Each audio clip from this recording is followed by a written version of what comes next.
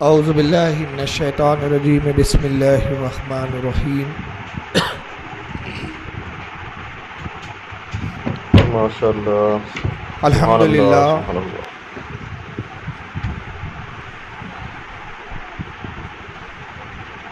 الحمد للہ الذی فضل سبحان علی اللہ سیدنا و مولانا محمد صلی اللہ علیہ وسلم علی العالمین جمیعا ماشاء اللہ واقمہ یوم سبحان القیامت اللہ سبحان اللہ للمذنبین المتلوثین الخطائین الحالقین شفیعا وصلی اللہ سبحان تبارک و اللہ تعالی علیہ وعلی کل من ہوا محبوب و مرضی لدی صلاة تبقى وتدومي بدوام الملك ماشاء الحي اللہ القيوم سبحان ونشهد أن اللہ لا سبحان اللہ إله إلا الله وحده لا شريك له ونشهد أن سيدنا ومولانا سبحان محمدا اللہ عبده ورسوله بالهدى ودين الحق أرسله قال الله تبارك وتعالى في القرآن ماشاء المجيد اللہ والفرقان سبحان الحميد اللہ سبحان اللہ لقد من الله على المؤمنين إذ بعث فيهم رسولا سبحان اللہ صدق اللہ العظیم صدق صادق المصدوق علیہ الصلاۃ والتسلیم ان اللہ و ماشاء ملائکتہ اللہ یصلون علی سبحان النبی اللہ سبحان اللہ یا ایھا الذین آمنوا صلوا علیہ وسلموا تسلیما اللہم سبحان صل علی اللہ سیدنا مولانا محمد عدد ما فی علم اللہ صلاۃ دائمۃ بدوام الملک اللہ صلی اللہ تعالی علیہ وسلم ماشاء دو اللہ روز سے آپ مسلسل سبحان اللہ سبحان اللہ اس فقیر سراپا تقصیر کا خطاب سن رہے ہیں. گزشتہ دو نشستوں میں سبحان اللہ ہم نے یہ بیان کیا کہ نبی پاک صلی اللہ تعالی وسلم کی ماشاء اللہ ولادت سبحان اللہ سبحان اللہ اور آپ کے ظہور کا جو تعلق ہے، جو مراحل ہے اس کے، وہ سبحان تین اللہ حصوں میں منقسم ہے. آپ کے ظہور کا پہلا مرحلہ آپ کے نور کا خلق کیا جانا، ماشاء اللہ سبحان دوسرا اللہ مرحلہ سبحان اللہ انبیاء اکرام کی پشت میں، صلبوں میں پشت در پشت منتقل ہونا، سبحان اللہ اور تیسرا مرحلہ لباس بشری میں اس خاکدان گیتی پر ماشاء جلوہ اللہ فروز ہونا. سبحان اللہ سبحان اللہ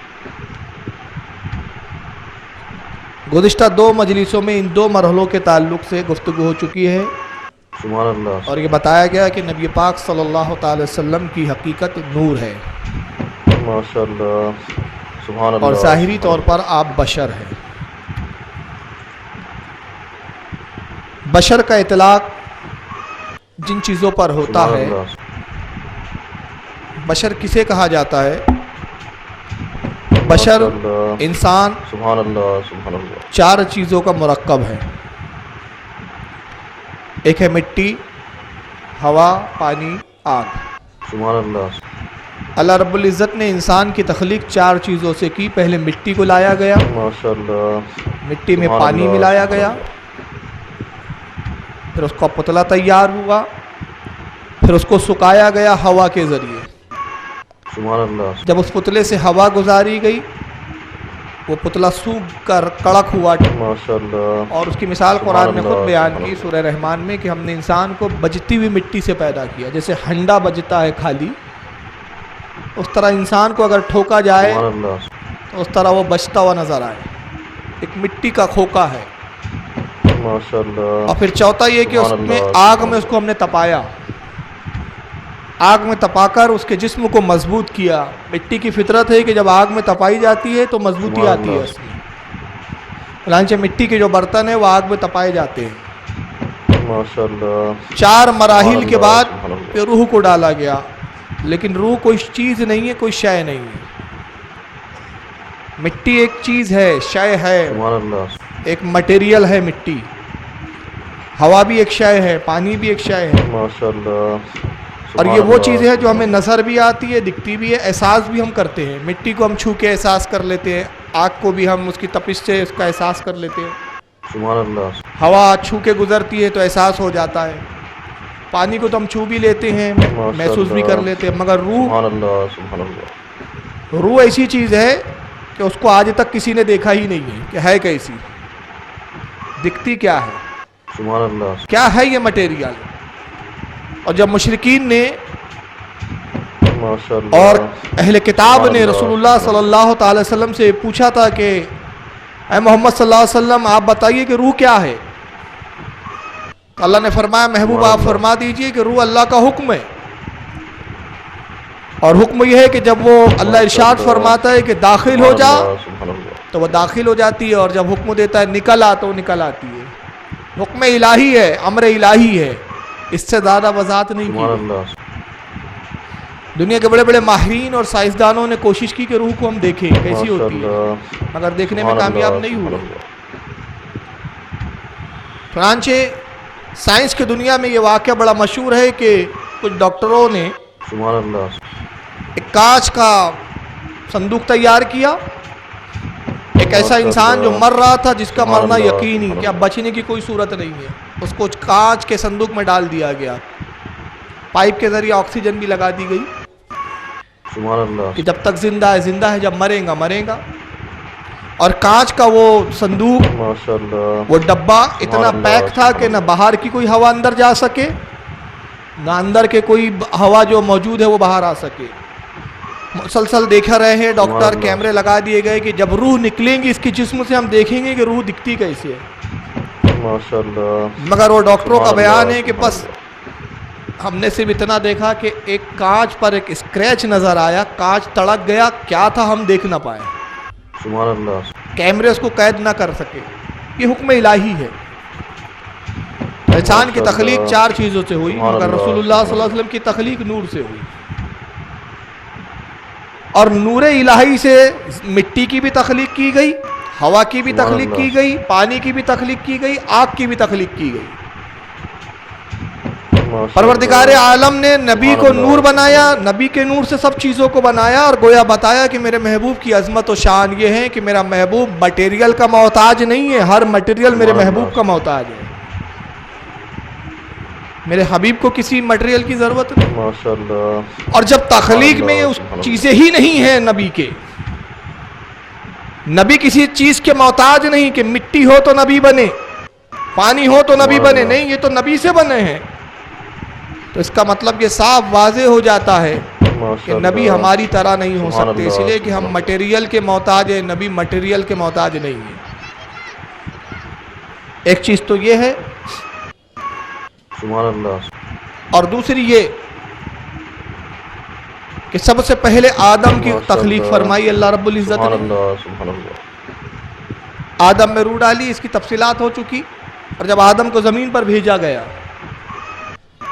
قرآن پاک نے پہلے ہی بیان فرما دیا تھا، اللہ رب العزت کا ارشاد آدم کی تخلیق سے پہلے تھا، ماشاء اللہ، آدم کا وجود نہیں ہوا ابھی، آدم کو پیدا نہیں کیا گیا۔ اللہ فرماتا ہے وَإِذْ قَالَ رَبُّكَ لِلْمَلَائِكَةِ إِنِّي جَاعِلٌ فِي الْأَرْضِ خَلِيفَةً۔ محبوب یاد کیجئے جب آپ کا رب فرشتوں سے کہہ رہا تھا کہ میں زمین پر اپنا ایک نائب، ایک خلیفہ پیدا کرنے والا ہوں، آدم ابھی پیدا ہوئے نہیں ہیں، سبحان اللہ، سبحان اللہ، تو بات تو زمین پر پیدا کرنے کی ہو رہی ہے۔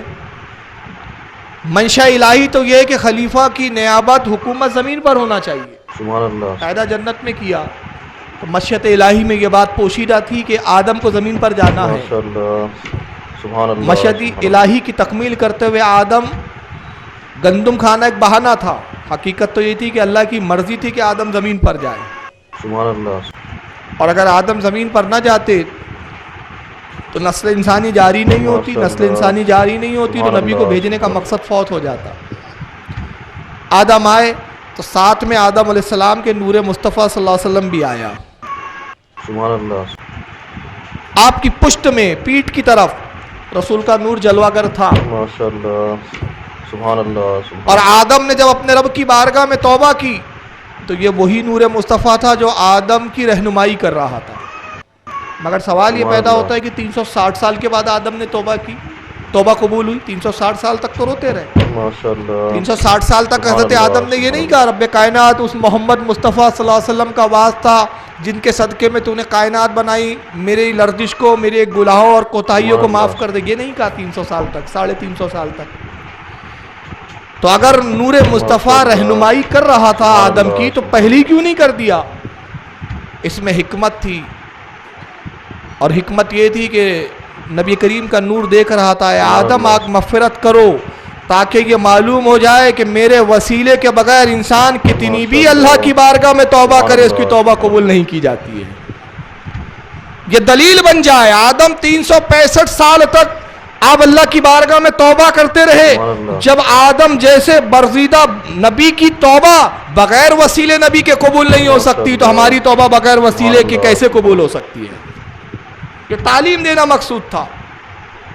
تو نبی کا نور انتظار کرتا رہا تاکہ یہ ایک سند بنے، اور 360 سال کا عرصہ گزرا تو تب نور مصطفیٰ نے رہنمائی کی، آدم توبہ چاہتے ہو، توبہ کی مقبولیت چاہتے ہو، توبہ کی قبولیت چاہتے ہو، معافی نامہ چاہتے ہو، میرے وسیلہ پیش کرو میرے۔ کیا بھول گئے جب اللہ نے تمہیں خلق کیا تھا تم نے عرش اعظم پر میرے نام کو لکھے ہوئے دیکھا تھا اللہ کے نام کے ساتھ؟ سبحان اللہ۔ آدم نے وسیلہ پیش کیا، اللہ رب العزت نے لرزشوں کو درگزر فرمایا، انعام و اکرام سے نوازے گئے۔ حضرت آدم کی پشت میں نور مصطفیٰ موجود رہا، جلوہ گر رہا، اور جب وصال آدم کا وقت قریب آیا تو آدم نے کیا کیا؟ اپنے بیٹے کو بلایا۔ اس روایت کے راوی حضرت قعب احبار رضی اللہ تعالیٰ جو صحابی رسول ہے، وہ رسول اللہ سے نقل کرتے ہیں، جس کو ابن سعد نے طبقات کے اندر، ابن عساکر نے اپنی تاریخ میں، اور امام جلال الدین سیوطی رحمۃ اللہ تعالیٰ علیہ نے خصائص الکبریٰ جلد 1 صفحہ 19 پر نقل کیا کہ آدم نے اپنے بیٹے شیش کو بلایا۔ آدم علیہ السلام کے بعد شیش علیہ السلام کی طرف نبوت منتقل ہونی تھی۔ نور مصطفیٰ صلی اللہ علیہ وسلم جب شیش پیدا ہوئے تو آدم کی پشت سے منتقل ہو کر شیش علیہ السلام کی پشت کی طرف چلا گیا۔ اب پشت شیش میں نبی کریم صلی اللہ علیہ وسلم کا نور مبارک ہے، تو آدم کی سب سے آخری وصیت کیا تھی؟ کہا میرے بیٹے یہ میری زندگی کی آخری وصیت اور نصیحت ہے، اس پر پابندی سے عمل کرنا۔ جناب شیش نے عرض کیا اے میرے والد گرامی بتائیے کیا وصیت ہے؟ کہا وصیت یہ ہے بیٹا کہ کبھی زندگی میں محمد مصطفیٰ صلی اللہ تعالی وسلم پر درود شریف پڑھنا نہ بھولنا، ان پہ ہمیشہ درود و سلام پڑھنا۔ عرض کیا ابا حضور محمد صلی اللہ علیہ وسلم کا کچھ تعارف تو پیش کیجئے، آپ سے میں نے بارہا ان کا ذکر سنا ہے، مگر آج آپ کی زندگی کے آخری لمحات ہے، کچھ ایسا وصف بیان کیجئے ان کا، کچھ ایسی تعریف بیان کیجئے جس سے میرے کان ناش نہ رہے ہو۔ تو حضرت آدم نے کہا میرے بیٹے شیش سنو، یہی محمد مصطفیٰ صلی اللہ علیہ وسلم ہے، اگر یہ نہ ہوتے، یہ ظاہر میں ہمارے بیٹے ہیں، ہماری نسل میں پیدا ہوں گے، مگر باطن میں ہمارے باپ ہے، باطن میں یہ سب کچھ کائنات کے جو ہے مالک ہے، پوری کائنات ان کے صدقے میں اللہ نے پیدا کی۔ اللہ نے فرمایا آدم اگر مجھے رسول کو پیدا کرنا مقصود نہ ہوتا، تجھے بھی پیدا نہ کرتا، کائنات کو بھی پیدا نہیں کرتا۔ اے میرے بیٹے یہ وہ ہے کہ جن پر میں نے درود پڑھا تو تمہاری ماں ہوا مجھ پر حلال ہوئی، یہ وہ ہے کہ جن پر درود پڑھو تو رشتے حلال ہو جاتے ہیں۔ اے میرے بیٹے محمد وہ ہے کہ جن کا نام اسم گرامی میں نے جنت کے پتوں پر دیکھا، حوروں کی پیشانیوں پر دیکھا، جنت کے دروازوں پر دیکھا، عرش پر دیکھا، قلم پر دیکھا، آسمانوں پر دیکھا، گرز کے کائنات میں اللہ رب العزت کے علاوہ جتنی چیزیں حادث ہے سب پر میں نے نام مصطفیٰ کو پایا۔ ہر چیز کے مالک مصطفیٰ ہے، ہر چیز اللہ نے مصطفیٰ کو جاگیر میں عطا فرما دی ہے، اور اسی لیے نبی پاک نے کہا، بخاری شریف کی حدیث ہے کتاب العلم کی، راوی حضرت امیر معاویہ رضی اللہ تعالیٰ عنہ، امیر معاویہ کہتے ہیں کہ میں نے نبی پاک صلی اللہ علیہ وسلم سے سنا کہ اللہ کے رسول نے فرمایا کہ اے لوگوں میرا مقام جانو، سمجھو میں کون ہوں، واللہ یتیون وانا قاسم، اللہ خزانوں کا مالک ہے، جتنی کائنات ہے یہ اللہ کے خزانے ہیں، اور اس کا تقسیم کرنے والا میں ہوں، میں اسے بانٹتا ہوں، جب جو بھی ملے گا میرے در سے ملے گا۔ اسی لیے اعلیٰ حضرت فرماتے ہیں لا ورب العرش، یہ جملہ قسمیہ ہے، اس رب العرش کی قسم جو عرش کا خالق ہے، لا ورب العرش، جس کو ملا جو ملا ان سے ملا، بڑھتی ہے کونین میں نعمت رسول اللہ کی ساری نعمتیں ان کے صدقے میں ان کے دست مبارک سے تقسیم ہو رہی ہے. اے بیٹے ان پر درود پڑھنا کبھی مت بھولنا. یہاں سے ایک بات پتہ چلی کہ درود و سلام وہ عمل ہے سبحان اللہ سبحان جو آدم نے اپنے بیٹے شیش کو نصیحت بھی کی, وصیت بھی کی, اور فرمایا اس کو فراموش نہ کرنا کہ ساری نعمتوں کا حصول, ساری نعمتوں کا حاصل, اللہ ساری نعمتوں کا شکر کرنے کا ذریعہ وہ نبی پاک صلی اللہ علیہ وسلم کے پر درود و پاک ہے, درود و سلام ہے. اس نصیحت کے بعد آدم علیہ السلام کا تو وصال ہو گیا, کیونکہ آدم تو موضوع نہیں ہے نا, سبحان اللہ سبحان اللہ. ورنہ میں بتاتا کہ وصال بھی کتنا شاندار تھا. کہ جبریل نے کیسے غسل دیا, کیسے نماز جنازہ پڑھی گئی. آدم کی وصال سے پہلے جبریل کی بارگاہ میں جبریل کے پاس کیا خواہشات تھیں, یہ بڑی تفصیلات ہے. ابھی انبیاء پہ بولنے کا موقع ملا تو بولیں گے پھر انشاءاللہ. شیش کے پشت میں نور مصطفیٰ ہے, نور منتقل ہوا, انبیاء در انبیاء ہوتا رہا. سبحان اللہ. اور جب رسولوں کا نزول ہوا, موسیٰ علیہ السلام آئے, اللہ نے توریت نازل کی, توریت میں ذکر مصطفیٰ موجود تھا. اب یہاں سے میری جتنی گفتگو ہے نا, میں عرض کرنا چاہتا ہوں کہ نبی اپنا میلاد خود بیان فرما رہے ہیں.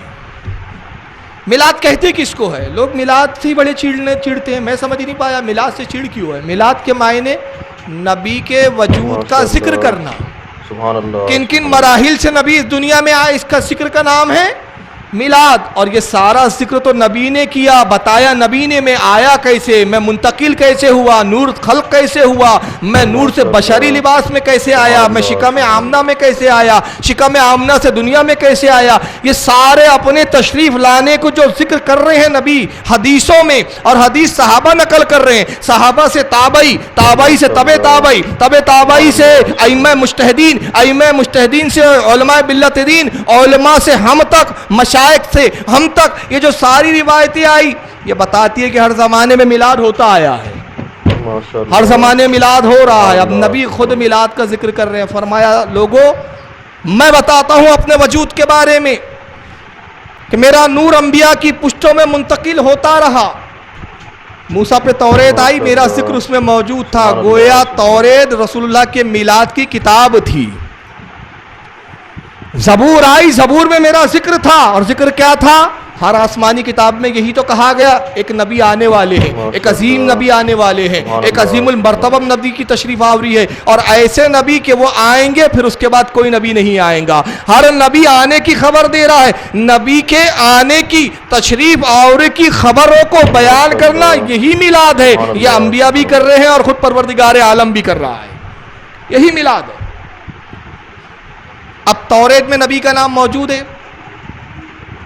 امام ابو نعیم رحمۃ اللہ تعالی علیہ جو اپنے وقت کے محدث ہے, اس سارے میں حوالے جو حدیث کی کتابوں کے کوٹ کر رہا ہوں, کس سے کہانیوں کی کتابیں نہیں ہیں.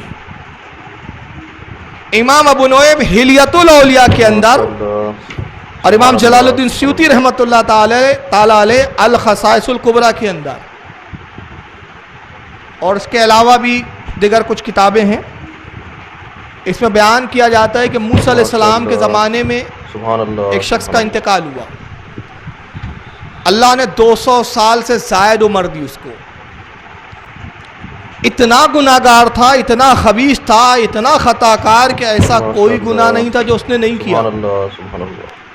قوم اس سے نفرت کرتی تھی, قوم سے وہ چڑھتا تھا, معاشرے سے وہ بیزار تھا, معاشرہ اس سے بیزار تھا. انتہائی بدترین شخص. ایسا کون سا گناہ تھا جو اس نے نہیں کیا؟ زنا اس نے کیا, چوریاں وہ کرتا تھا, ڈاکے وہ ڈالتا تھا, نافرمانیاں وہ کرتا تھا, انبیاء کی اقوالوں کو وہ ٹھکراتا ہوا نظر آتا تھا. قوم نے اٹھایا, لاش کو کچرے کے ڈھیر پہ ڈال دیا. سبحان اللہ. اتنا بدبخت ہے کہ اس کو دفن کرنا بھی ہم پسند نہیں کرتے. کون اس خبیث کو دفن کرے؟ اب یہ بیان کرنے والے کون ہیں؟ یہ رسول اللہ صلی اللہ علیہ وسلم ہے. بیان رسول کر رہے ہیں, گویا اپنا میلاد بتا رہے ہیں. سبحان اللہ سبحان اللہ. کہ دیکھو میں اپنا میلاد خود بیان کر رہا ہوں کہ میری شان کیا ہے, میرا اس دنیا میں آنا کس شان و عظمت سے تعلق رکھتا ہے. کچرے کے ڈھیر پہ قوم نے ڈال دیا. موسیٰ علیہ السلام کو اللہ نے وحی بھیجی ہے, موسیٰ جاؤ میرے اس بندے کو کچرے کے ڈھیر سے اٹھاؤ، غسل دو، کفن پہناؤ، نماز جنازہ پڑھاؤ اور اپنے ہاتھ سے اپنے دست مبارک سے قبر میں لٹاؤ۔ ماشاءاللہ، سبحان اللہ۔ موسیٰ تم ہی تدفین کرو، غسل تم ہی دینا، کسی اور سے مت دلوانا۔ نبی جس کو غسل دے اس کا کیا کہنا، نبی جس کو کفن پہنا دے اس کی زندگی کا کیا کہنا، معراج ہے اس کی۔ سبحان اللہ، سبحان اللہ۔ اور نبی اپنے دست مبارک کو سے جس کو قبر میں رکھے، جس امانت کو نبی قبر میں رکھے، جہاں نبی رکھے وہاں عذاب کے فرشتے آ سکتے ہیں؟ ماشاءاللہ، نہیں آ سکتے۔ سبحان اللہ۔ یہی تو نبی کی شان ہوتی ہے، جہاں نبی ہوتا وہاں عذاب نہیں ہوتا، اور جہاں عذاب ہو وہاں نبی نہیں ہوتا۔ یہ دو ضدیں ہیں، عذاب اور رحمت، کیونکہ نبی سراپا رحمت ہوتا ہے، جہاں رحمت ہوں گی، اور عذاب زحمت ہے، جہاں رحمت ہوں گی وہاں زحمت نہیں ہوں گی، جہاں زحمت ہے وہاں رحمت نہیں ہو سکتی۔ کہا اے موسیٰ تمہیں یہ سب کرنا ہے، کسی سے کروانا مت۔ عرض کی مالک کائنات، بڑا گناہگار، بڑا خطا کار، انتہائی بدترین انسان، ایسا کوئی گناہ نہیں جو اس نے کیا نہیں۔ یہی تو سبب ہے کہ قوم نے نفرت سے کچروں کے ڈھیر پہ ڈال دیا۔ اللہ نے فرمایا موسیٰ اس کی ایک نیکی وہ ہے جو تم نہیں جانتے، بس ایک نیکی ہے۔ سبحان اللہ۔ کہا رب قدیر بتا وہ کون سی نیکی ہے؟ کہا اس کی نیکی یہ ہے کہ یہ صبح اٹھتا، نکلتا گناہوں کے کام کے لیے، مگر سب سے پہلا کام یہ کرتا کہ توریت کھولتا۔ توریت پڑھنا آتی نہیں تھی، صرف کسی سے پوچھ لیا تھا کہ بتاؤ اس میں نام محمد کہاں ہے؟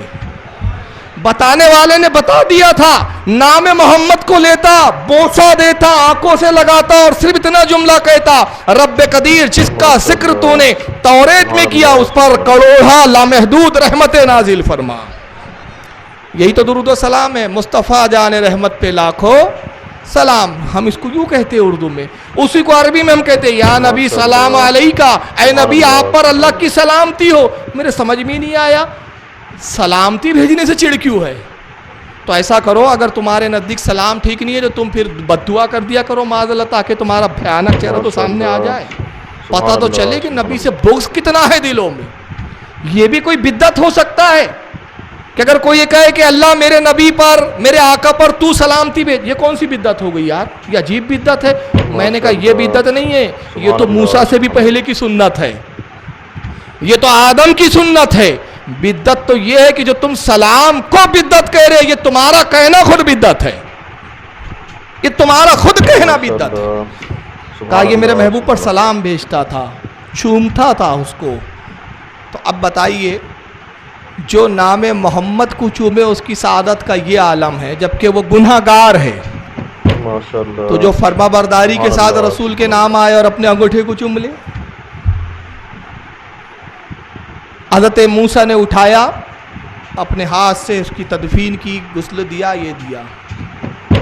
توریت میں بھی نبی کا ذکر آیا، زبور میں نبی کا ذکر آیا، انجیل میں تو اتنے واضح طور پر آیا۔ میرے پاس انجیل موجود ہے، انگلش میں بھی موجود ہے، اردو میں بھی ٹرانسلیشن کیا ان لوگوں نے، باوجود اس کے کہ نکالا انہوں نے، نکالا تحریف پہ تحریف، تحریف پہ تحریف، باب اڑائے، حدیث آیتیں اڑائی۔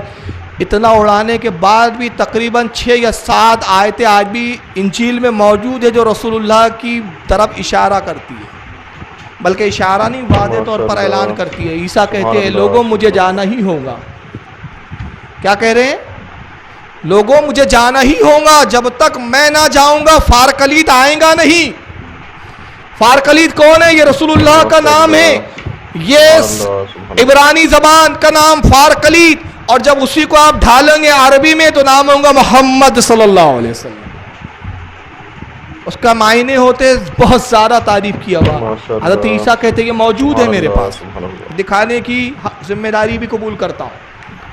کہا مجھے جانا ہی ہوگا، اگر میں نہ جاؤں گا تو فارکلید نہ آئیں گا، جب فارکلید آئیں گا تو یہ دنیا ظلم و ستم گناہوں سے بھری ہوں گی، اور وہ اس دنیا کو گناہوں سے ظلم سے نجات عطا کریں گا۔ اب بتائیے اگر عیسیٰ آخری نبی ہے بقول عیسائیوں کے، تو پھر یہ فارکلید کون ہے جس کے آنے کی بشارت عیسیٰ دے رہے ہیں؟ تو نبی وہ ہے کہ جس کی بشارت عیسیٰ علیہ السلام نے بھی دی، موسیٰ علیہ السلام نے بھی دی، یحییٰ علیہ السلام نے بھی دی، جتنے انبیاء گزرے سب نے دی، اور سب نے نبی کا میلاد پڑھا، اور سب نے اپنی قوم سے کہا ہم آئے ضرور ہیں مگر ہمارے بعد بھی ایک عظیم آنے والا ہے، ایک بلند مقام آنے والا ہے، حتیٰ کہ ابراہیم علیہ السلام خانے کی تعمیر کر رہے ہیں. اب اس کا ذکر تو قرآن میں گویا میلاد کا ذکر اللہ قرآن میں کر رہا ہے. ماشاءاللہ سبحان اللہ. اب وہ کہاں ذکر آتا ہے؟ پارہ نمبر 1 سورہ بقرہ آیت 132. اللہ نے حکم دیا ابراہیم میرا گھر تعمیر کرو.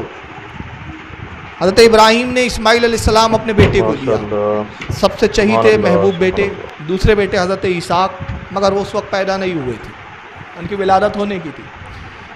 اسماعیل علیہ السلام ابھی ظاہراً عمر میں چھوٹے ہیں, والد کے ساتھ خانہ کعبہ کی تعمیر میں مشغول ہیں. سبحان اللہ سبحان اللہ. کعبے کی تعمیر ہوتے رہی. جب مکمل ہو گئی کعبے کی تعمیر, اللہ کا گھر مکمل ہو گیا, اللہ نے فرمایا ابراہیم تم نے ہمارے گھر کی تعمیر کی, اب دعا مانگو, اللہ تمہاری دعا کو قبول کرے گا. سبحان اللہ سبحان اللہ. تم نے سعادت کا کام ہاں کیا ہے, تم نے ہمیں راضی کر لیا. ابراہیم مانگو. تو کیا مانگا ابراہیم نے؟ پارہ نمبر 1 سورہ بقرہ آیت 129 بیان کرتی ہے. حضرت ابراہیم دعا کرتے ہیں ربنا وبعث فیہم رسولا منہم یتلو علیہم. حضرت ابراہیم کہتے ہیں اے میرے رب کائنات, ایک ایسا رسول بھیج جو ان کو تیری آیتیں سنائے. اور یہاں کیا فرمایا؟ فیہم, ان میں. مفسرین نے تفسیر میں بیان کیا کہ ان سے مراد حضرت اسماعیل ہے. آپ نے اپنے بیٹے اسماعیل کا ہاتھ پکڑا اور کہا رب کائنات ان میں, یعنی اسماعیل کی نسل میں, اسماعیل کی اولادوں میں ایک ایسا رسول مبعوث فرما جو تیری آیتیں پڑھے, جو تیری آیتیں سنائے. وآیاتک ویعلمہ الکتاب, اور ان کو کتاب کی تعلیم دے, حکمت کی تعلیم دے, کتاب بتائے تیری. ویزکہم انک انت العزیز الحکیم, اور ان کی زندگیوں کو سوار دے, بے شک تو بہت حکمت والا حکیم ہے. حضرت ابراہیم نے حضرت اسماعیل کو لے کے دعا کی, اور اللہ نے فرمایا تھا ابراہیم تم نے کعبہ بنایا, دعا مانگو قبول کریں گے. دعا ویسے بھی نبی کی کوئی رد نہیں ہوتی. ابراہیم علیہ السلام کی دعا قبول ہو گئی, اور ایسی قبول ہوئی کہ حضرت ابراہیم سے 2 نسلیں نکلی, 2 صاحبزادے, ایک حضرت اسماعیل, دوسرے حضرت اسحاق علیہ السلام. مگر اسماعیل علیہ السلام سے جو خاندان چلا وہ بنی اسماعیل ہے, اور جو حضرت اسحاق سے چلا وہ بنی اسرائیل ہے. اللہ تعالیٰ نے نبی پاک صلی اللہ علیہ وسلم کو بنی اسماعیل میں مقدر فرمایا, کیونکہ حضرت ابراہیم علیہ السلام نے اسماعیل علیہ السلام کا ہاتھ پکڑ کے دعا فرمائی, دعا قبول ہو گئی. اور اس دعا کی قبولیت کی طرف خود نبی نے اشارہ کیا کہ میرے باپ ابراہیم کی دعا اللہ نے کیسے قبول کی. چنانچہ حدیث پاک ہے وعن ابی امامہ رضی اللہ تعالی, روایت ہے حضرت ابی امامہ سے, قال قلت یا نبی اللہ صلی اللہ علیہ وسلم, وہ کہتے ہیں کہ میں نے نبی پاک صلی اللہ علیہ وسلم سے عرض کیا ما کان اول بدی امرک, اے اللہ کے رسول آپ اپنے ابتدائی حالات سنائیے, ابتدا بتائیے, آپ اپنے ابتدائی حالات کے بارے میں کچھ خبر دیجئے. قال رسول اللہ صلی اللہ علیہ وسلم, اللہ کے نبی نے ارشاد فرمایا دعوت ابی ابراہیم و بشرا عیسیٰ, اے میرے پوچھنے والے صحابی سن, میں ابراہیم اپنے باپ کی دعا ہوں اور عیسیٰ علیہ السلام کی بشارت ہوں. میرے باپ ابراہیم نے جو دعا کی تھی میں اس دعا کا پھل ہوں, اور عیسیٰ علیہ السلام نے جو بشارت سنائی تھی کہ میرے بعد ایک نبی فارقلید آنے والا ہے, وہ بشارت کا مصداق میں ہی ہوں.